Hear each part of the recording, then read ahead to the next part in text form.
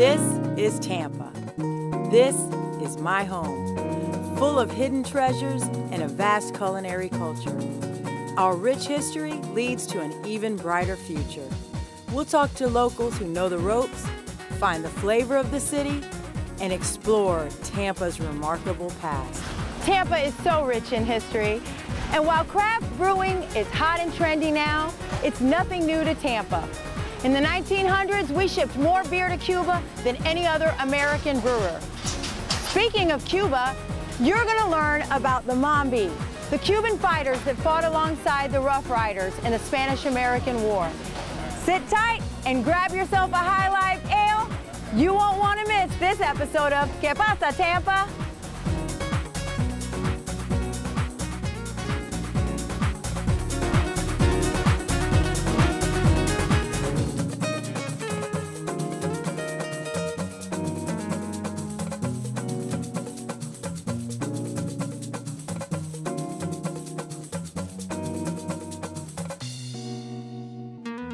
Joey, I am so excited to be here with you today. Thank you for having us here. Oh, thank you so much for coming. And so as I understand it, you're like me, a Tampa native. I am, yes. Yeah, I'm fifth generation Floridian. Oh my God. And there's not really many of us anymore. No, it's a rare bird going that. My kids are sixth generation, so yeah. That is so exciting. And I think, I love your beers, first of all. Thank you. But I love the names. I love the thought you put into it. Tell me a little bit about how you got started.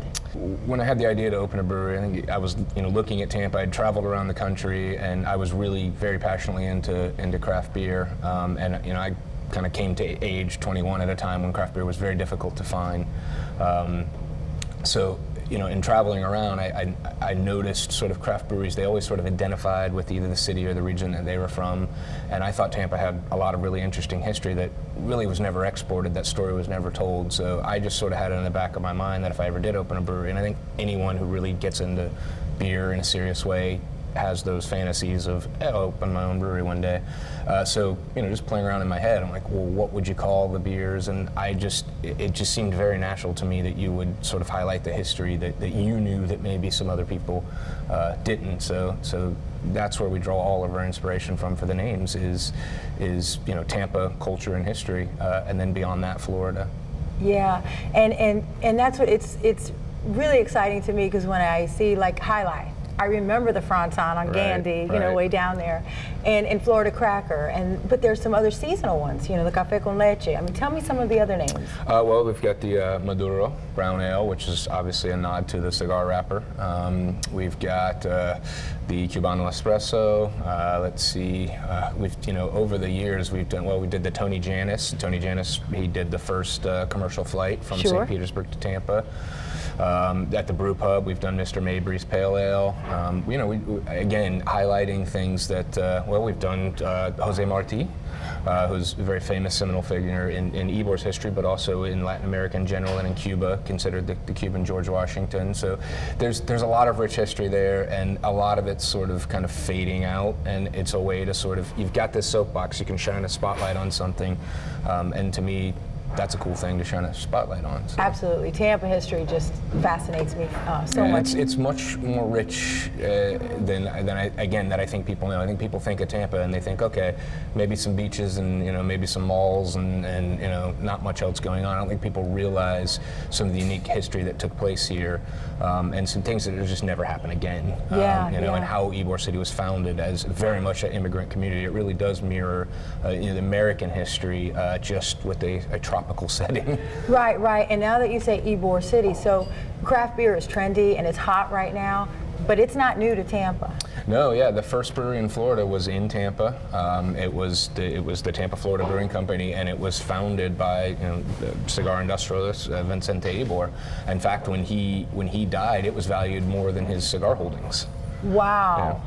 And I've read in the research that in the late 1800s, maybe 1900, more beer was shipped from Tampa to Cuba than any other American brewer. Is that true? Yeah, well, it definitely makes sense. So obviously, Ybor had ties to Cuba, knew the market. So, and geographically, he was positioned to take advantage of that. He was the largest brewery in Florida, so getting beer to Cuba obviously was going to be easier for him than really anyone else. So. he certainly took advantage of that. La Tropical, which is a very quintessentially Cuban brand, actually started in Tampa. It started at the Tampa, Florida Brewing Company. Oh, really? Yeah. Oh, how exciting. Yeah. And I know you also have Invasion, which is, of course, Gasparilla. Right. It's our nod to Gasparilla, somewhat tongue-in-cheek, if you've ever read the descriptor on it. Well, tell me about that. So each one of the beer cans themselves have a little bit of the why they're named that way? Yeah, you know, we try to get a little information about the beer on there, but you know, I can certainly go off on tangents, and there's no one to stop me, so I can sort of put on a beer label what I want. So I try to work in some humor, some history, and then obviously you want to talk about the beer ingredients-wise, what the flavor components are, what the aromatic components are. So we try to get that all in there. So you end up needing a magnifying glass to read our beers, and my eyes are going bad, so I can barely read the stuff that goes on our cans without my glasses. Well, let me tell you this. So I love the history and I love the taste of your beers. Is there any way that while I'm here with you, you could take me in the back and show me how it's made? Absolutely.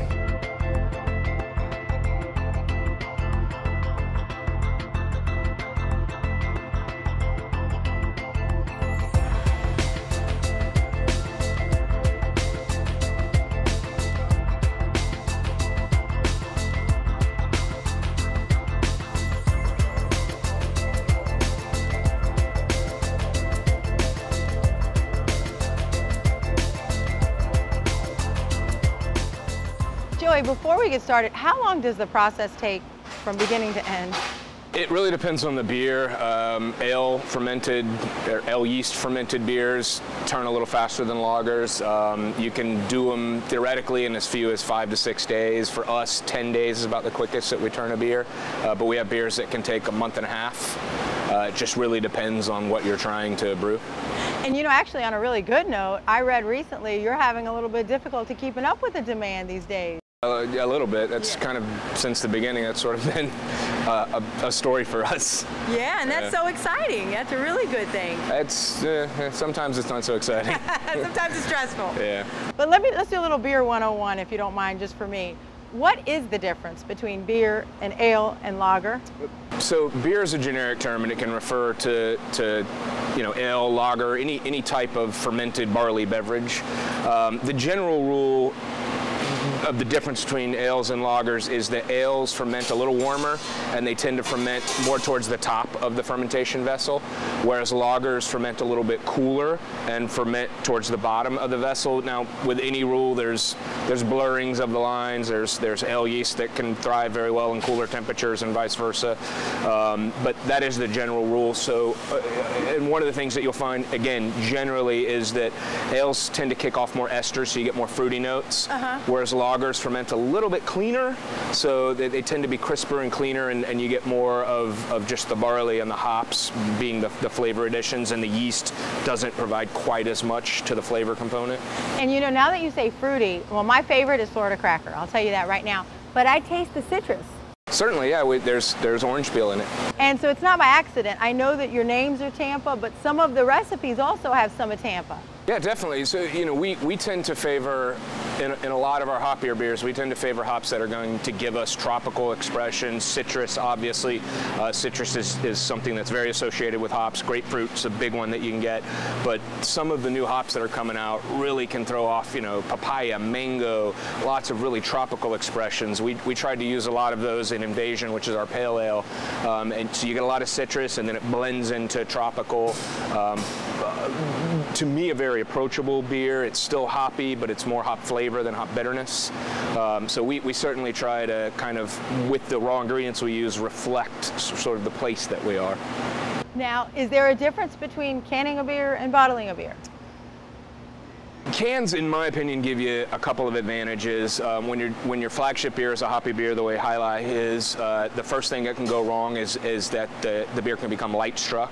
It's light hitting those hop molecules and putting off flavors. So if you ever heard of a skunked beer, that's the hops being struck by light. So obviously cans take that out of the equation because you're not getting any light ingress. You also get less oxygen ingress, and that's the second thing that can quickly go wrong with beer, is it can become oxidized, and it gives you almost that sort of papery kind of flavor. Right. So you get less oxygen ingress on a can. So those are two things that are very helpful. And then just, you know, from a logistics standpoint, you know, if you're going boating or you're going to the beach or you're going to a concert, camping, it's a lot easier to deal with cans than glass, because once you drink a beer, you can compress it down. It's a lot easier to pack it in and pack it out. It's a little bit mind-boggling, all the science that goes into a beer. It's not quite as simple as I thought. It can be simple, but just like anything, you can quickly elevate from simple to complex. Well, I don't think there's anything that I would be able to do in terms of making a beer, so. Oh, you can definitely do it. You want to give it a shot? You think? Yeah. I don't want to mess it up. No, you can do it. All right, let's do it.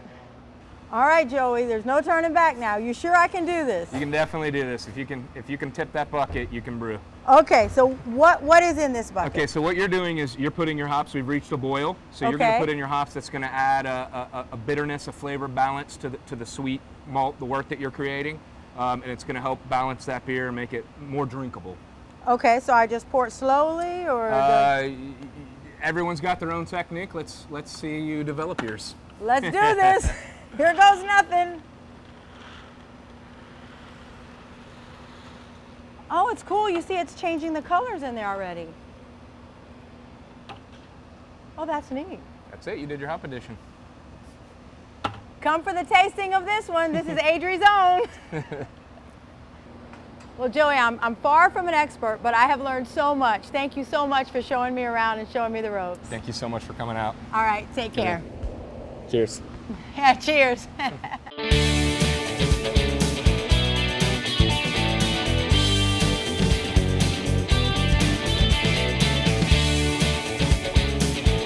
so excited to be here this morning with Carla Price from Tampa's Parks and Recreation Department. Thank you, Carla, for being with me. You're welcome. I am so excited to be in Waterworks Park. Yeah, it's awesome, isn't it? It is, and let me tell you, it just opened. Yeah. And I understand it opened in grand fashion. Of course. Tell me a little bit about the grand opening. Well, we had a ribbon cutting on Tuesday the 12th, and then on Saturday the 16th, we had food trucks, we had fireworks, we had face painting, we had 2 bands from 5 to 9. The rain stayed away, and it was a perfect event for the opening of the park. You know, this park is like the next big piece of the Riverwalk puzzle, and it's just beautiful. But not only is this park taking us into the future, but as I understand it, when you were building this park, I mean, there's a lot of historically significant pieces in this park, as well as some really great findings. Yeah, this is one of the oldest areas of Tampa, one of the first neighborhoods in the city of Tampa. So looking back into history and doing a little research, we found there are a lot of interesting things that had happened here and in this area that we could incorporate into the park. There used to be a shipyard historically off and on until 1952 on the south end. So we did an overlook over the river with a mast flagpole that really replicates the sails of a ship. We incorporated a gazebo. The architecture of it matches what structures that we found in historic photos along the river. And in the spring restoration, you know, you look back in old photos and there's an island in those photos, and there's an island still there today. So we've restored the spring, brought it back to the grandeur that it was in the 1950s, and just made it a real nice element and real asset to the park. Yeah, and I actually think I heard that there was some things in the actual river that were found to bring ships up or something like that? Yeah, you're right. We had a marine archaeologist look at the shoreline along the park, and what they discovered was in the southern notch some old rail lines that are out in the river on the bottom of the river floor, and those were used by those shipyards to drag boats up so that they could repair them. So yeah, those remnants are still out there. That is so fascinating, because you walk through the river walk and just see all the beauty that's here now, but you really don't know what's underneath and what took place. So it's fascinating to me to learn all of this. Oh yeah, yeah. And so, you know, they say you don't know where you're going until you know where you've been. Right. So we've learned where we've been, but this park is going places. Oh yes, it is. It is nonstop. Yeah, and tell me, I mean, you have the dog park, you have the water park. I mean, tell me a little bit about the great things here at this park. Well, we have an area that really focuses on kids. It's surrounded by picnic shelters. It has its own restroom. It's kind of fenced in, so we can kind of contain the inhabitants a little bit. But we have a splash park, and we have a really neat playground that really has a rope climbing structure that again replicates the ships that used to be on the site. Sure, and you have the big water bucket. Oh yes, the water bucket is very popular. It dumps more water than I think you could ever imagine, and the kids love it. They stand there and count down because they figured out how long it is between the big dumps. So yeah, they stand there and they wait for it. It's pretty cool. Yeah. And I know that our fearless leader also took part in the bucket dumping as part of the ALS bucket challenge, huh? Yes. It was an interesting use of that bucket. I don't know that anybody had thought about that, but yeah, it worked out. Leave it to him. Yes. He's great. Yes. And this band shell, you know, the pavilion that you have. Right, the stage pavilion. How awesome. You had bands up here, I guess, for the grand opening. We did, yeah. You know, we don't have a lot of structures like that in our parks. We have the Lowry Park band shell, but we really needed something in downtown that could serve our special events. Sure. And this is the perfect location for it. You know, it's on the end of this great lawn where you can really accommodate a lot of people.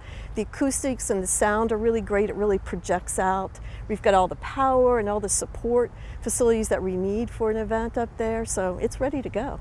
Yeah, and not only is it ready to go in terms of what's here, as I understand it, it's ready to go because y'all are booked to the end of the year. We are. Every weekend between now and the end of December, there's some kind of event going on out here. So there's quite a variety of things. We've got movie night, we've got a car show, we've got food, we've got a jazz festival, so you name it, it's coming here. Yeah, and you know, what I really like about this is, you know, in this day and age, people are always on their smartphone, on their computer, and they're not interacting. But with a venue like this, it's impossible not to interact, and we're inviting people to come back, meet your neighbors, meet people. I mean, it's just great. Yeah, this is really convenient for the Tampa Heights neighborhood, the downtown residents. I was just talking to a lady who brings her dog here from Ybor City every day because she thinks the dog park is so great. So it's really a great park for the community. But with those special events, it's going to draw more people from all over Tampa that'll learn more about, you know, what the downtown has to offer. Yeah, and our mayor and mayors prior, you know, just a vision, because this was an abandoned area. Yeah. And I'm so glad they've had this vision. I mean, each day as I drive into work, you know, come downtown, I see Curtis Hickson Park, I see this park. The housing, you know, it's just so, it's a great, exciting time for Tampa. Oh yeah, we're really proud of this park. It's a long time coming, but it's here, it's open, people are using it like crazy. Yeah, and I'm glad because, I mean, as I understand it, you made it, you built it in kind of record time. Yeah, we had a short time frame, but we got it done. We started in April, we finished up here in August, and we're still putting some final touches on it, but it's ready to go. Well, good. I'm excited. I can't wait to take part in the events here and just be part of Tampa's downtown. So thank you so much, Carla. Oh, you're welcome.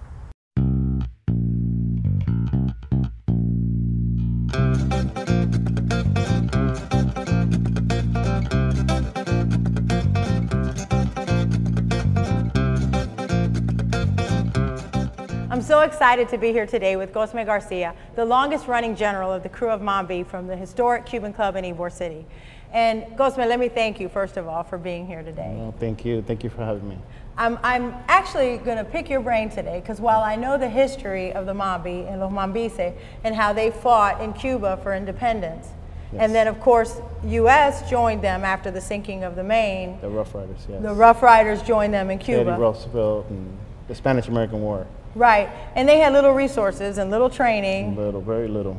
And so they did what they could, but they were successful. Everything was homemade, machetes, you know, the good old ways. Yeah. But they did a lot. They did a lot with the little resources they had. So they were fighting for the independence from Spain. Yes. And I know that in Cuba, still to this day, they're still viewed in very high regard. Exactly. It's like one of the leaders was Jose Marti, which is still to this day a lot of his literature and a lot of his sayings and stuff are still being followed heavily. Yeah, and as I understand it, Jose Marti gave a speech right across the street from this very building, right here in Tampa. Yes, he did. And I know that the Rough Riders were staged here in Tampa because of our port and because geographically we were close to Cuba. Yeah, it was used as a staging area, to deploy from here to Cuba, to help out in the when they sunk the Maine. I love talking Tampa history, you know that. Yes. It just fascinates me because people walk up and down the streets of 7th Avenue or through Tampa and really don't realize everything that took place right here in the place we call home, and I'm proud to call home. Yes. And as I started this conversation, I said you are the longest running general, is that right? Yes, I am. Okay, so but I understand you have, or your family has some ties to this very beautiful building even before you were born. Yes. In the early 50s, my grandfather used to live here, and he would do a lot of events here, running the catering for the different events that they used to have here. And don't have any of the pictures back in those days, but he used to tell us a lot of stories about all the great acts that used to come here. Some big names? Big names like Betty Moré, La Orquesta Aragón, and a lot of fights, Boxing. Boxing. Right. They used to come here, and he used to have to do a lot of those events here. So this was a very vibrant building. Yes, it was back in those. Well, the social clubs, all of them were, the lifeline of the entertainment for a lot of the workers in the cigars here. Right, right. Yeah, I mean, they would come here to gather socially. They used to, yeah. They used to come here and gather and, play different, games, and the ladies used to have the ladies auxiliary, and it was basically the thing to do before movie theaters. Yeah, exactly. And I know they used to have the big coronation balls. I mean, not only here, but throughout, right? Exactly. That used to be a big event here with the Queen and her court, and the big coronation ball used to be held in the ballroom upstairs. It was a big to-do thing. Yeah. So this building was vibrant, but then came urban renewal. People started moving out to the suburbs. They started losing members, and the old members started dying, so the membership started dwindling. And that's when one of the board members back in the mid to late 90s, named Paul Dosal, came with the idea of creating a Gasparilla crew to create and generate membership for the Cuban Club. And so the thought was there. And what year was that? Do you know, Postman? I want to say it started in 97. Don't quote me on that, maybe a little earlier, but it took a little bit of process, but we came to life in 98. And so the thought was to bring people into this building to let them see, because the building was deteriorating badly. Yes, it was. It was deteriorating, and it was losing members as they were dying, like I said, and lack of membership. Sure. So you need to have some young blood come through, and needed to redo something, rejuvenate the place, and that's when they created the Crew of Mambi. And now, was this the first social club to have a Gasparilla crew? This was the first social club to have a Gasparilla crew. Yes. As we're talking, it really kind of is ironic because Dr. Paul Dosal and that group were like the Mambis in Cuba. Very little resources. Right. And we're fighting for something. There was a struggle to keep the building afloat, and struggle for everything. So yeah, you can say there's just a lot of similarities there. Yeah. What vision? I know. So now the Mambis, are coming around, and tell me a little bit about the crew and what you do. And well, the crew is, we don't just do like parades. We do charitable work. We do a lot of different functions. Fiesta Day being one of them, which has been around for over 100 years, and we go to the VA hospital. We go to different hospitals. We donate to a lot of different causes. I know you supported Miles for Moffitt. We supported Miles for Moffitt recently. We had like I want to say a handful of members there, and we just try to do a lot of stuff in the community. Yeah. Try to give back to the community, not only just do the parades, but we also give back to the community. That's so important. Yeah. Tell me about Fiesta Day. What is really the importance of Fiesta Day? Well, Fiesta Day, not only being a historical event here in Tampa, but it's also a showcasing of your different cultures that are here in Ybor City. Because if you talk about a melting pot, it doesn't get any more than here in Ybor City. because in the early, I want to say late 1800s or 1900s, when Ybor started to bring the cigar here, the cigar factories here, it brought with it a lot of different cultures. The Italians came, the Cubans, the Germans, the Spaniards, everybody. And so this became a melting pot. So that's when what created Fiesta Day. So it showcases a lot of those different cultures, which to today we still have. Yeah, and I mean, it's actually a very prideful day for me, because I'm a third generation Tampa native. Right. And my great grandfather on my mother's side was one of the founding members at the Centro Asturiano. Okay. On my father's side, they were members of the Italian Club. They're buried in the Italian Club cemetery. And I'm here, Krewe of Mambi, Cuban Club. Mm-hmm. So, my roots are really, really strongly rooted so you here. you have it from all directions, and then you belong to Just love it. I love it. But tell me, how can one become a Krewe of Mambi member? Well, you can come to our socials, which is still historically we've always held. Even before the Krewe of Mambi, the Cuban Club used to hold their socials third Friday of every month, as far as my understanding. So now we continued that history, and so you can come to one of our socials here at the Cuban Club. Open to everyone. Open to everybody. Don't have to be Cuban. You don't have to be Cuban. You just have to be a freedom-loving person. Which is, a lot of us are. You can go to our website at kreweofmambi.com. And so they can come, enjoy the company, see this beautiful building, take a step back in time. Historical building, over 100 years old. Yeah, and in addition to the socials now, I know that there's another big event coming up. We have a big fundraiser for this beautiful building, which is called the 80s Bash. Oh boy. On October 17th. If you're interested, it's going to be a great bash, like it is. It's going to be a great event, and I highly recommend it. And for a great cause, it's a great time. It's for a great cause. It's for the renovation of this building, and it's going to provide a lot of much-needed improvements here. Well, I cannot thank you enough, Ghostman, for sharing this time with me and giving me problem. the Mambi history. The joy is mine. Yeah, I love being part of Tampa and love being part of this crew. Thank you. Thank you. Thank you.